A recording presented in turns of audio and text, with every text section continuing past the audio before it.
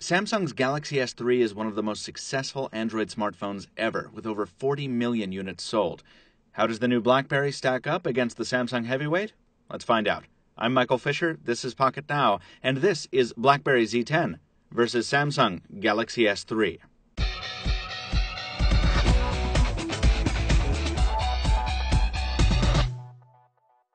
Some caveats real quick. Our Galaxy S3 here is the version for Verizon Wireless, so it's packing a different set of guts than the international version.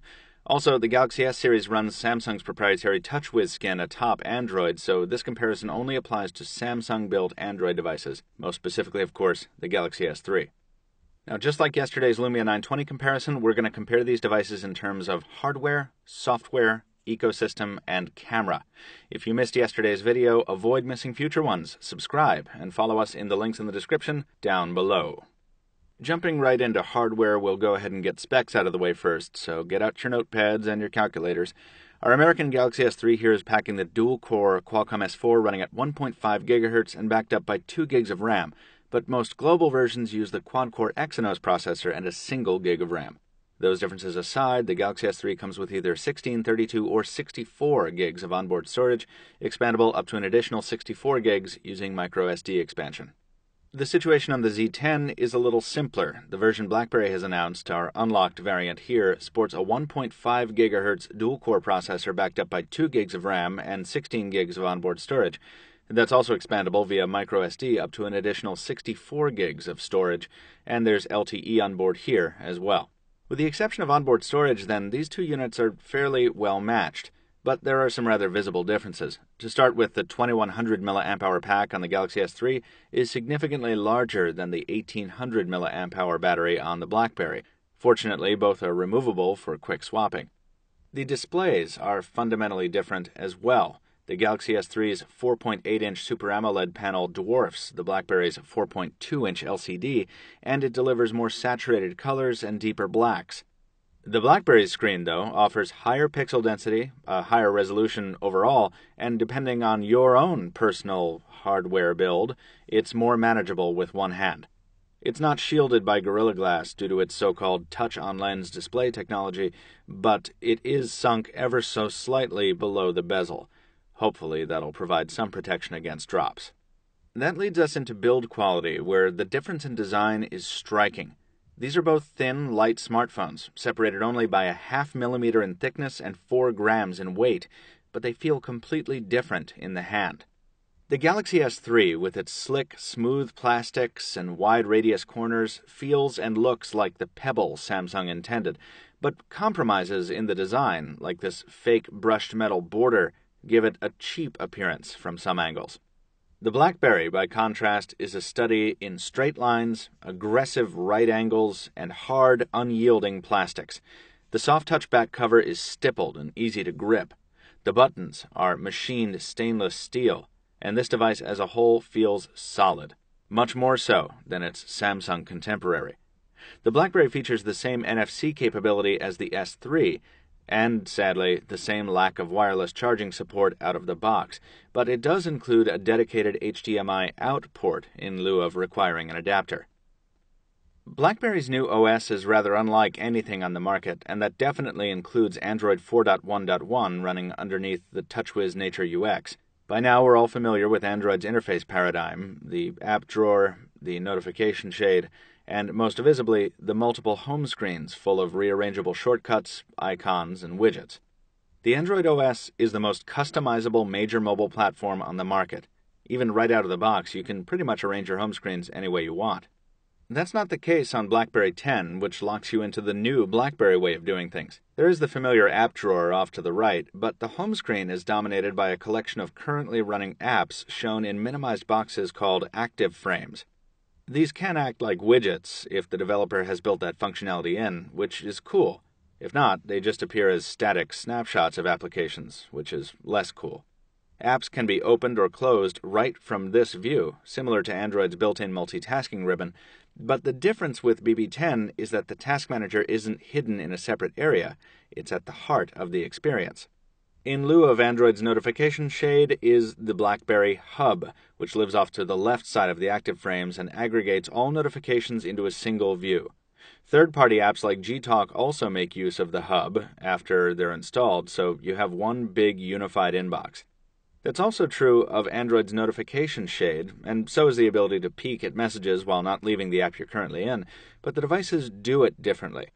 You swipe down from the top bezel on Android, while you swipe up from the bottom bezel and then to the right for more detail on BB10. The shortcut toggles that Samsung has put into its notification shade aren't in the hub on BlackBerry. Instead, they're available by swiping down from the top on the Z10. That top swipe isn't confined to the home screen either. Executing it in an app usually calls up the app's menu or settings, and swiping left or right serves the function of a back key on the buttonless BlackBerry experience. Swiping up from the bottom always returns you to the home screen, and it also unlocks the device if you don't want to use the power standby key up top. And of course, there's the gesture-based keyboard, which allows you to flick words up into your document right from under your thumb. Sure, you can download any keyboard you want on an Android device, but BlackBerry really developed something special with its text input on the Z10. Overall, the platform's heavily gesture-based interface method takes longer to get used to, but after a while, it feels more fluid than using the Galaxy S3's back and menu keys and big clunky physical home button. Unfortunately, that fluidity comes at a cost in the form of stability. Whenever you have a brand new OS fighting against an entrenched competitor on its fourth major revision, you're going to see a reliability trade-off, and that's the case with BlackBerry 10. A good example is that of the browser, which supports Flash and does okay in the SunSpider JavaScript benchmark at 1680 milliseconds, but which still stutters and drags during page loads more than the Galaxy S3's stock browser. BB10 is still a very young OS, and it still has its share of bugs that Android has had plenty of time to eliminate. We dinged BlackBerry for its app selection relative to Windows Phone in yesterday's review, so you can imagine how this portion of the comparison will go. In short, Android has over 10 times the number of available apps in the Google Play Store as BlackBerry does in its app world, and Google also offers much more multimedia content. The Google Play Store is a mature, thriving market that any new smartphone contender would be hard-pressed to compete with, and of course, BlackBerry is nowhere near it.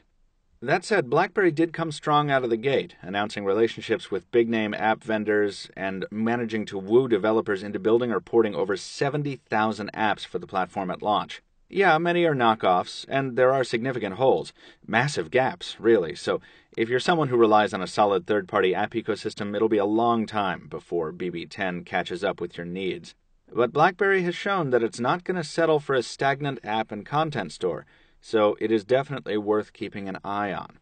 An ecosystem isn't just about apps, though, and if you're a Google user, 9 times out of 10, you're still going to want to stick with an Android product.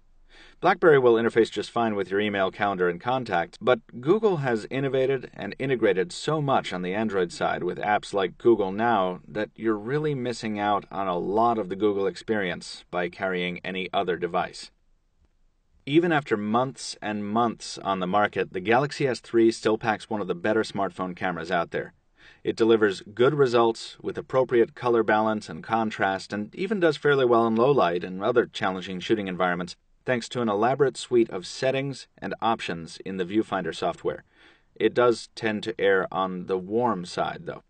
And Samsung's not the only one who knows how to be clever in terms of camera software, as BlackBerry proved when it built in its face detection and time travel element, kind of a mix of Samsung's best photo and best face features. It's still a fairly bare-bones interface, though. The pictures the Z10 generates are also not that great compared to the SGS3. It tends to err on the cool side, and it's too aggressive with auto exposure and white balance. It loses a lot of detail on textures, and its capture area isn't as wide. In terms of 8-megapixel smartphone shooters, the Z10's isn't bad, per se, but we'd definitely prefer the SGS3's camera at our side if we were going to take a lot of photos. Watch for our BlackBerry Z10 video sample coming soon. While BlackBerry the company is part of the old guard, BlackBerry the smartphone, specifically the Z10, is the new kid on a block full of very seasoned players. If you're okay with that, and the bugs that come along with it, and you favor an excellent unified messaging experience and the corporate security features BlackBerry was built to excel at, the Z10 will suit you fine, while delivering a fresh new user experience to boot. If customization and stability is more your bag, with a rich ecosystem and the tightest Google integration available, Not to mention a very good camera and a solid software package overall, the Galaxy S3 running Android 4.1 will probably be the better fit. That's going to do it for this one, folks. Hope you enjoyed the video. If you did, throw us a like here on YouTube. Follow us in the links of the description down below. Stay tuned for our full BlackBerry Z10 review coming in the following days. And thanks for watching. We'll see you next time.